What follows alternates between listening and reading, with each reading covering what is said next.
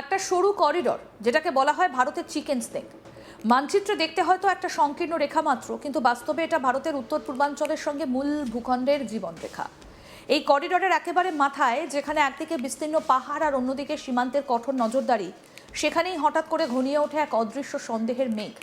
বাইরে থেকে সবকিছুই স্বাভাবিক, চায়ের দোকান, পানের দোকান, ব্যস্ত রাস্তাঘাট, সাধারণ মানুষের দৈনন্দিন জীবন, কিন্তু সেই স্বাভাবিকতার আড়ালে কি সত্যিই লুকিয়েছিল অন্য কোনো জগৎ, যেখানে শব্দের বদলে চলতো এনক্রিপ্টেড মেসেজ আর কথার বদলে ছড়াতো ডিজিটাল সংকেত?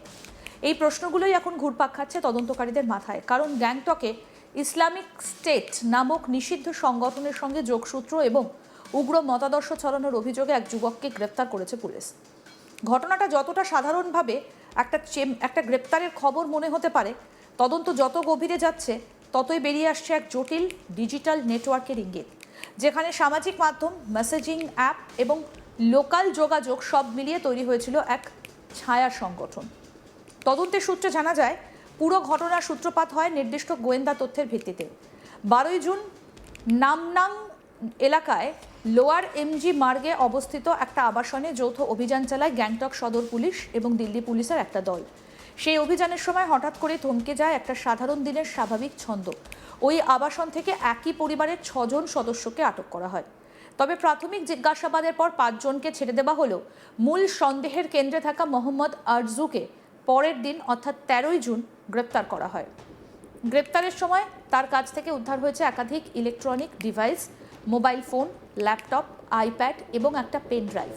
আপাত দৃষ্টিতে এগুলো সাধারণ ডিভাইস মনে হলেও তদন্তকারীদের মতে এগুলোর মধ্যেই লুকিয়েছিল বহু স্তরের তথ্য, এনক্রিপ্টেড ফাইল এবং যোগাযোগের জটিল নেটওয়ার্ক। যতই ফরেনসিক বিশ্লেষক এগোতে থাকে, ততই বেরিয়ে আসতে শুরু করে একটা অনলাইন কাঠামোর অস্তিত্ব। সূত্রের দাবি, ইনস্টাগ্রামে গ্রুপ অফ ইসলামিক মেম্বার্স নামে একটা গ্রুপ শনাক্ত করা হয়, যা নাকি শুধুমাত্র একটা সামাজিক যোগাযোগের জায়গা ছিল না, বরং সেখানে চলতো মতাদর্শিক প্রচার, নতুন সদস্য সংগ্রহ এবং ডিজিটালভাবে প্রভাব বিস্তারের কাজ। এই জায়গাটাই তদন্তকারীদের কাছে সবথেকে গুরুত্বপূর্ণ মোড় হয়ে ওঠে, কারণ অভিযোগ অনুযায়ী এই গ্রুপ ব্যবহার করে স্থানীয় তরুণদের টার্গেট করা হতো। তাদের ধীরে ধীরে উগ্র মতাদর্শের দিকে ঠেলে দেওয়ার চেষ্টা চলত।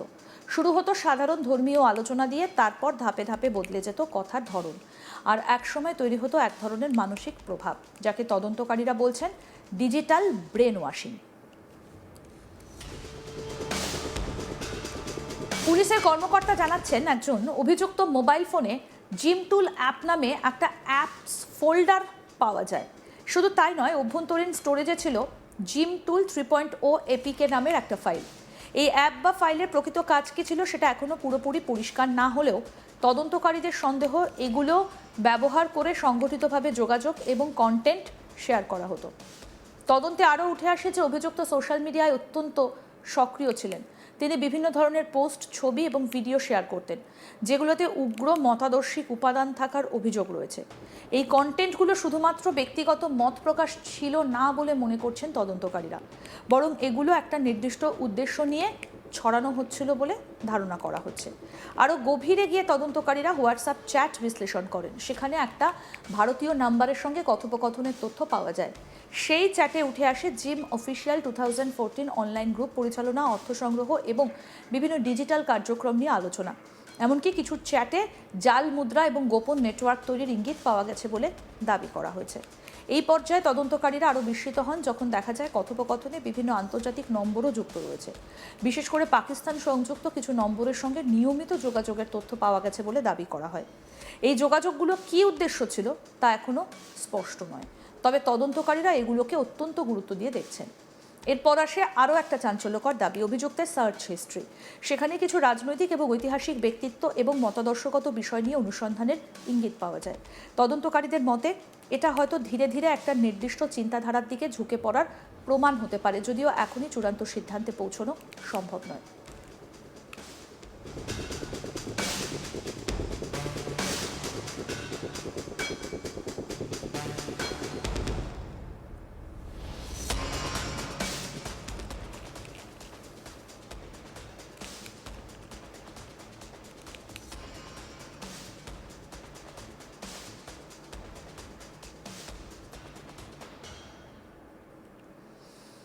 একজন তদন্তকারী কর্মকর্তা জানান, এই ধরনের অনলাইন র্যাডিকালাইজেশন প্রক্রিয়া সাধারণত হঠাৎ ঘটে না, এটা ধাপে ধাপে একজন ব্যক্তিকে প্রভাবিত করে। প্রথমে সাধারণ কন্টেন্ট, তারপর মতাদর্শিক আলোচনা, এরপর গোপন গ্রুপে যুক্ত করা এবং শেষ পর্যন্ত সম্পূর্ণভাবে একটা নেটওয়ার্কের অংশ করে তোলা হয়। এই পুরো প্রক্রিয়াটাই ডিজিটাল প্ল্যাটফর্মকে ব্যবহার করে পরিচালিত হয় বলে দাবি করা হচ্ছে।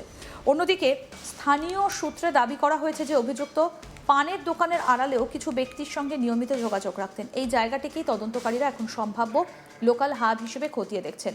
যদিও এই বিষয়ে এখনও নিশ্চিত কোনো প্রমাণ প্রকাশ করা হয়নি। তদন্তে আরও জানা গেছে পুরো নেটওয়ার্কটা শুধু একটা শহর বা একটা এলাকায় সীমাবদ্ধ ছিল না, বরং এর যোগাযোগ ছড়িয়ে থাকতে পারে বিভিন্ন রাজ্য এবং সম্ভবত আন্তর্জাতিক স্তরেও।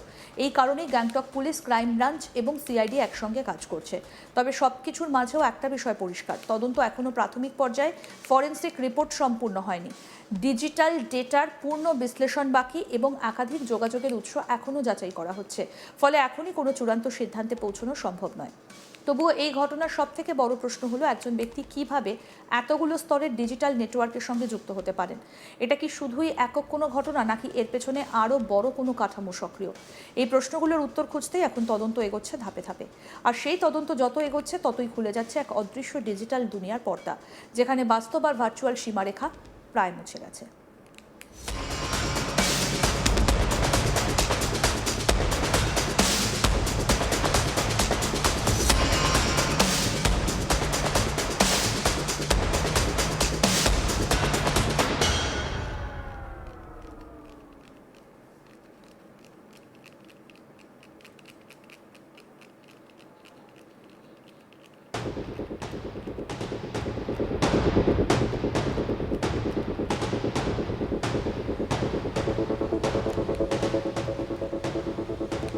একটা সরু করিডর, যেটাকে বলা হতো ভারতের চিকেন স্নেক, মানচিত্র দেখতে হয়তো একটা সংকীর্ণ রেখা মাত্র, কিন্তু বাস্তবে এটা ভারতের উত্তর পূর্বাঞ্চলের সঙ্গে মূল ভূখণ্ডের জীবনরেখা। এই করিডরের একেবারে মাথায়, যেখানে একদিকে বিস্তীর্ণ পাহাড় আর অন্যদিকে সীমান্তের কঠোর নজরদারি, সেখানেই হঠাৎ করে ঘনিয়ে ওঠে এক অদৃশ্য সন্দেহের মেঘ।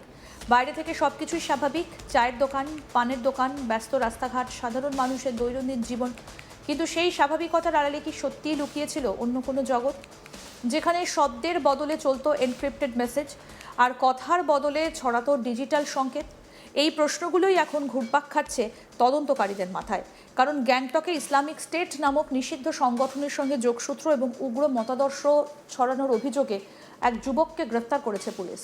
ঘটনাটা যতটা সাধারণভাবে একটা গ্রেপ্তারের খবর মনে হতে পারে, তদন্ত যত গভীরে যাচ্ছে ততই বেরিয়ে আসছে এক জটিল ডিজিটাল নেটওয়ার্কের ইঙ্গিত, যেখানে সামাজিক মাধ্যম, মেসেজিং অ্যাপ এবং লোকাল যোগাযোগ সব মিলিয়ে তৈরি হয়েছিল একটা ছায়া সংগঠন। আরও আপডেট পেতে দেখতে থাকুন আজ তাক বাংলা, সাবস্ক্রাইব করুন।